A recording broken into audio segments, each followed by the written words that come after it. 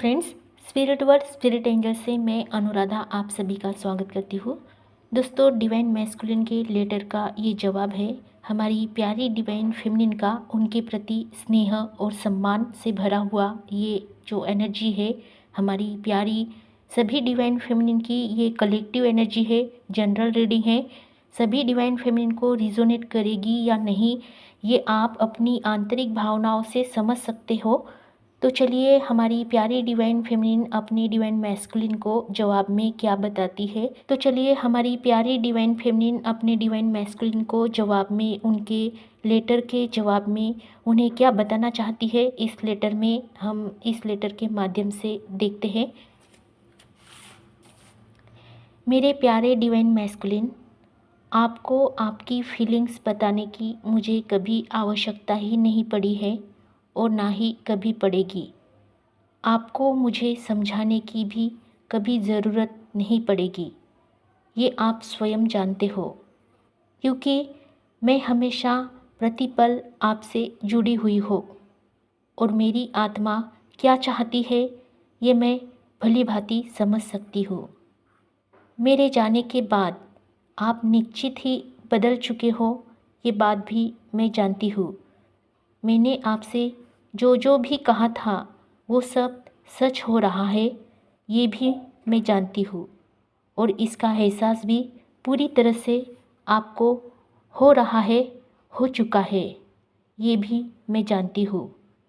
हम पहले मिले थे, ये बात मेरे जाने के बाद ही आपको महसूस हुई है, क्योंकि हमारा मिलना जिस तरह से नियति ने निश्चित किया हुआ था, वैसे ही हमारा एक दूसरे से बिछड़ना भी नियति ने निश्चित किया हुआ था और आगे भी हमारा दोबारा मिलना भी नियति निश्चित समय पर ही वो समय लाएगी, इस बात से भी मैं अनजान नहीं हूँ। हमारा रिश्ता कितना गहरा है, इस बात को आप समझ नहीं रहे थे, इसीलिए ही हमें अलग होना पड़ा और हमारे अलग होने के बाद ही आप इस रिश्ते को गहराई से समझने में सहायक बने। भले ही यह बात समझने में आपको देरी हो गई हो, परंतु इसमें उदास होने की आपको आवश्यकता नहीं है। ये सब हमारा निश्चित समय से ही चल रहा है। मैं आपके जीवन में आपके लिए इतना सारा प्यार लाई थी जिससे आप ये बात समझ सके कि मुझे आपसे भी ऐसा ही निस्वार्थी प्रेम चाहिए था। मैंने तो कभी आपसे प्रेम की भी अभिलाषा नहीं रखी है, क्योंकि मेरा प्रेम के बदले में प्रेम मांगना ये भी एक व्यवहार जताना है, ऐसा मुझे महसूस होता था। इसीलिए मैंने कभी भी आपसे प्रेम की भी अभिलाषा नहीं रखी। आप सदा खुश रहे, बस इसी आस में मैं हमेशा ईश्वर से आपके लिए प्रार्थना करती रही और मैं किसी भी तरह का व्यवहार आपसे नहीं करना चाहती थी और ना ही मैं कभी कर सकती हूँ। मेरा प्रेम आपको हमेशा किसी खुशबू की तरह महसूस होता रहेगा, क्योंकि प्रेम की खुशबू ही महसूस की जाती है, उसको कभी हम बांध या पकड़कर नहीं रख सकते हैं। उसी खुशबू को आपने आज महसूस किया, यही मेरे लिए सौभाग्य की बात है। आप कभी मेरे लिए कठोर और दृढ़ निश्चयी नहीं थे, आप भी मेरे प्रेम को समझते थे, मेरे प्रेम का सम्मान करते थे, मुझे आदर देते थे।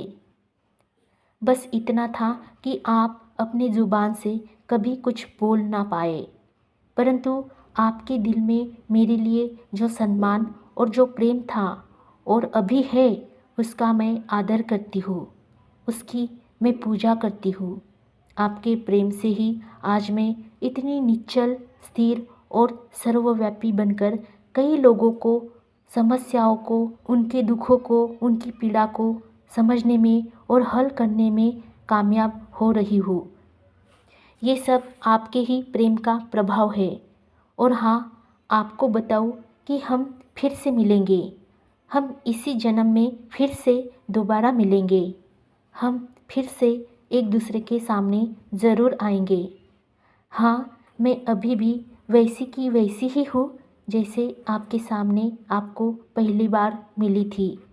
शायद मेरा अभी बाहर का आवरण बदल भी गया होगा, परंतु मेरी आत्मा सदैव वैसी ही रही है जैसी आपके लिए पहले थी।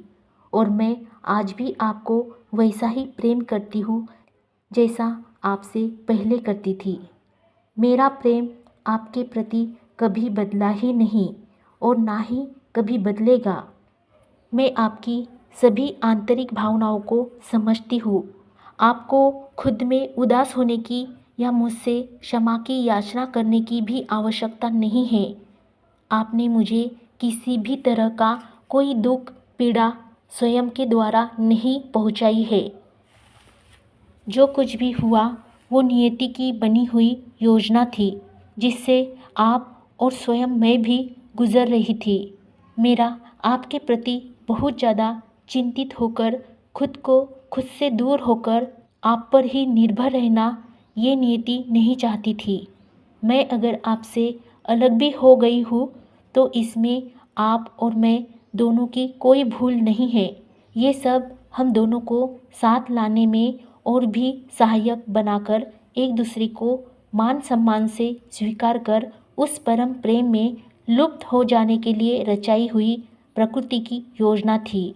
इस बात को मैं तो स्वयं समझ ही गई थी, परंतु आप भी इस बात को अब समझ गए होंगे क्योंकि हम मिले ही नियति के स्वरूप में। और अब तो मुझे आपको कुछ भी समझाने की आवश्यकता ही नहीं है।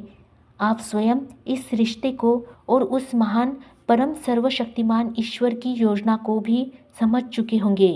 इसलिए पश्चाताप ना करें, अपने आप को समय दें और हमारे मिलन के लिए प्रयास करें, प्रतीक्षा करें। आपके प्रयास से ही हम दोबारा फिर से मिलेंगे।